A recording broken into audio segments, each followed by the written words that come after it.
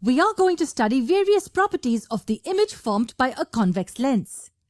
Convex lens is also called a converging lens because it converges all the lights from a point object at a single location. All the refracted rays get accumulated at a single point, and this is where the image is formed. Now, if you look carefully, each ray is refracted twice at the two boundaries. However, for simplicity, we will remove the refraction which is happening inside the lens.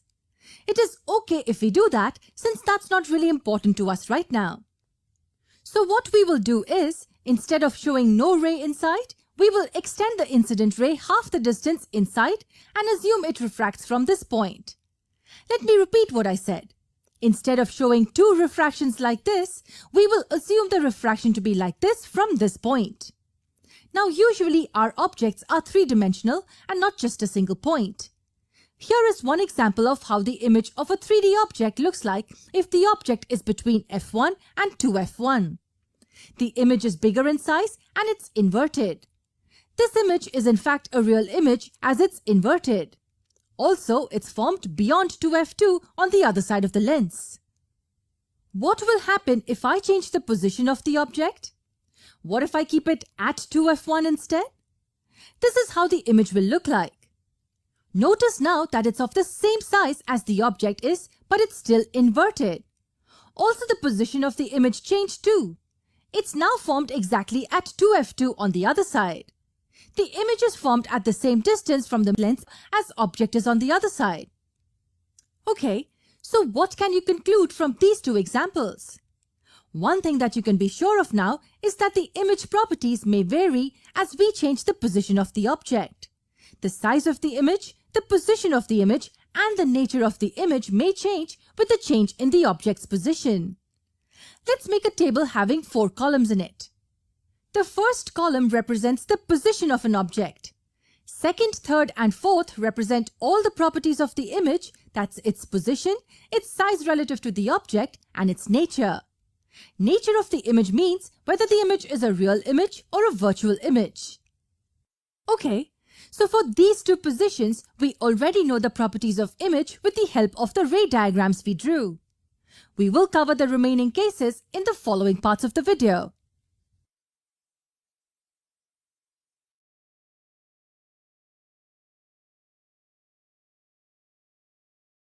In the previous part of the video, we covered the following two cases to understand the image properties. When the object was at 2f1, the image was formed at 2f2. It was of the same size as the object and it was real and inverted.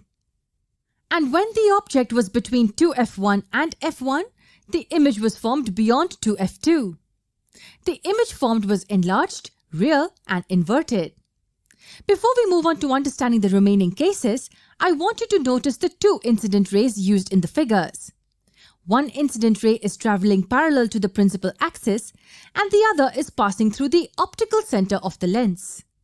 And you can see that the ray which is parallel to the principal axis passes through the principal focus F on the other side. This must not be surprising to you, as we know that the rays which are entering parallel to the principal axis will always intersect at the focal point or principal focus of the lens. What about the second incident ray? It passes through the optical center and emerges out in the same direction as the incident ray. And this will be true for any other incident ray as well. As long as the rays are passing through the optical center, they will emerge out in the same direction. Now I want you to understand the case of the second ray well. Let's move on to a new page and draw just a convex lens. This is how the actual refraction will look. It gets refracted twice. Once here and then here. When it just enters the lens, the ray bends towards the normal. It changes the direction, yes. But the second refraction here gets the ray back to its original direction. So this direction is the same as this direction. And for representational purposes, we draw the ray like this. Hence we say that a ray which is passing through our optical center of the lens emerges out in the same direction. Now let's get back to the original page where we had the table and the two figures.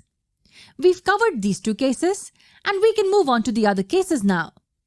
Also, to make life easy, we will use an arrow pointing upwards instead of 3D objects for the remaining cases.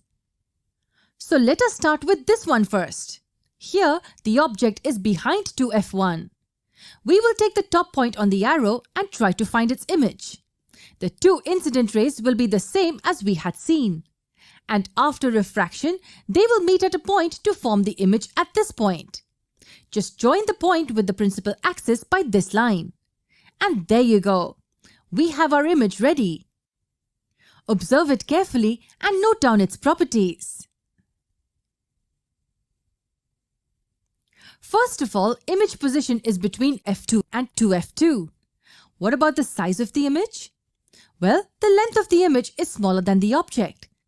So the image is smaller in size. What about the nature of the image? It is a real image and we know that all real images are inverted. Let's now keep the object at F1 and follow the same procedure. Ray which is parallel to the principal axis will intersect principal axis at F on other side. And the ray passing through the optical center will propagate in the same direction. Where will the two rays meet? Whoa, they're not meeting anywhere. These rays are parallel to each other. So if they never meet each other, does that mean that no image is formed? Yes, that's correct. When the object is at principal focus F, no image is formed by the convex lens. However, we can say that the image is formed at infinity. It means that they meet each other infinitely far away. This image is highly enlarged. You can think of it in this way. These parallel rays meet each other at a very far away point. If I join that point with the principal axis, then the image will be huge in size. We can say it's highly enlarged. This image is again real and inverted. We are yet to understand these two cases. We will continue this in the next video.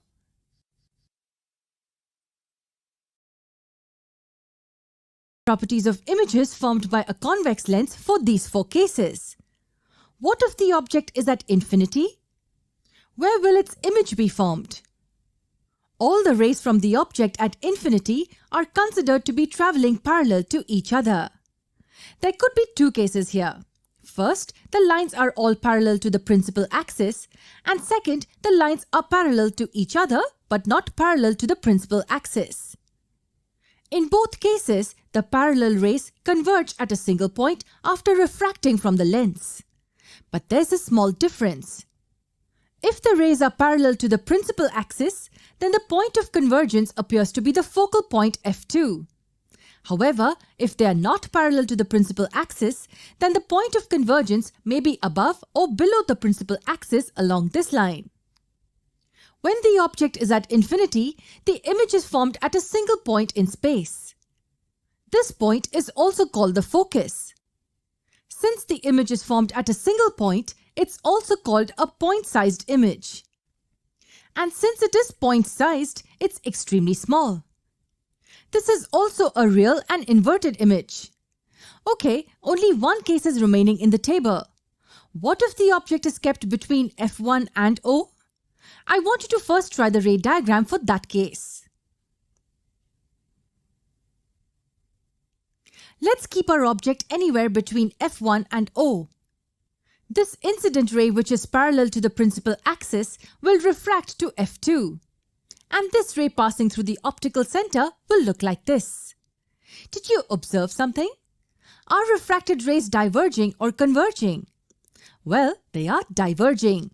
It means they are moving away from each other. Does that mean no image is formed in this case as well? Actually, an image is formed. If you extend both the rays backwards, they meet at a point, and this is the location of the image at the top point of the arrow. If I join this point with the principal axis, then I get the complete image. Now, can you tell me its properties? First, we see that it's formed on the same side of the lens. You can clearly see that this is an enlarged image. Also, this image is virtual and erect. With this, we finished all the cases for understanding the properties of images formed by a convex lens. Please go through them once. Now on a new screen, let me only show you the ray diagrams for each of the cases we discussed. All these are ray diagrams representing the properties of images formed by a convex lens. Let me recap all the properties quickly. When the object is between F1 and O, its image is enlarged but virtual in nature. When the object is at F, image is highly enlarged. We assume that the refracted rays meet at infinity because they are parallel. What's next? When the image is between two F1 and F1, the image is real and its size reduces. However, compared to the object size, it's still bigger, and the image is formed beyond 2F2. When object is at 2F1, image is of the same size as the object and is formed at 2F2. If the object is beyond 2F1, the image size reduces even further. And when the object is very, very far away, then the image is almost a point-sized image. In the next video, we will study the properties of images formed by a concave lens.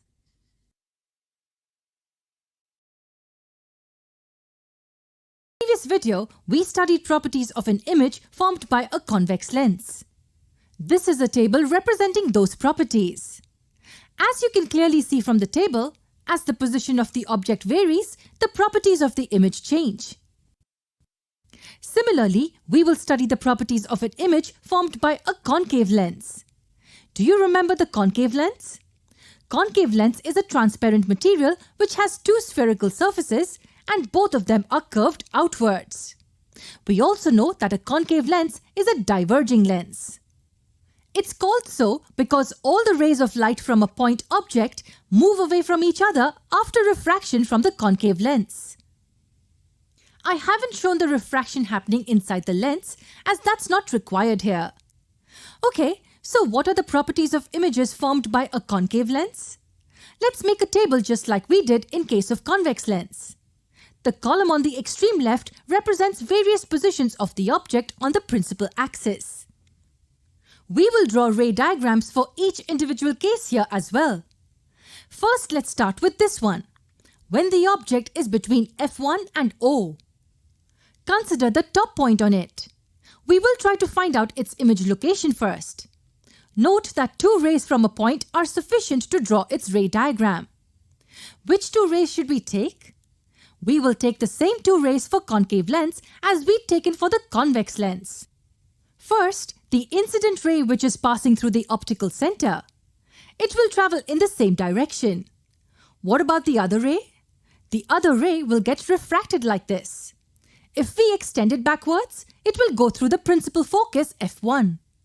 And this point of intersection is where the image is formed. We will join this point with the principal axis to get the entire image.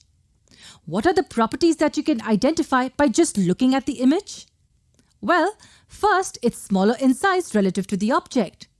It is formed between F1 and O. It is a virtual and erect image. So this was the case when the position of the object was between F1 and O. Similarly, these will be the ray diagrams that we will get for other few positions of an object. These are all different ray diagrams formed by keeping the object at different positions. The only case we haven't considered here is the object kept at infinity. We will come to it soon. For now, observe these ray diagrams carefully. Notice what happens to the image as the object gets away from the lens. You can see that for any position of the object, the image formed is always smaller, virtual and erect. Also look at the position of the image. It's always formed between F1 and O. No matter how far I move away from the mirror, the image is always between F1 and O. As the properties are similar for the first 5 cases in the table, let's use just 2 columns on the right side of the first column. The image position and the size and the nature of the image. For all the first 5 cases, the image formed will be between F1 and O, and its size will be small, and the nature will be virtual and erect. For all these 5 cases, these properties are common. What about this case when the object is kept infinitely far away from the lens? Well, for an object at infinity, we consider all the rays reaching the lens to be parallel to each other. these rays diverge after refraction as usual. But when I extend these rays backwards, they meet at a single point. And what is this point called? Yes, this point is called the focus. In our case, this is the principal focus. However, this may not always be the case. For instance, when the parallel rays are traveling in this direction, then the rays appear to come from this point, which is a focus but not a principal focus. This image is also virtual and erect. And as it's formed at a single point, it's very small in size. When the object is at infinity, the image is formed at the focus. The image is point-sized and it's virtual and erect. Okay, so these were the properties of an image formed by a concave lens. We will understand the lens formula in the next video.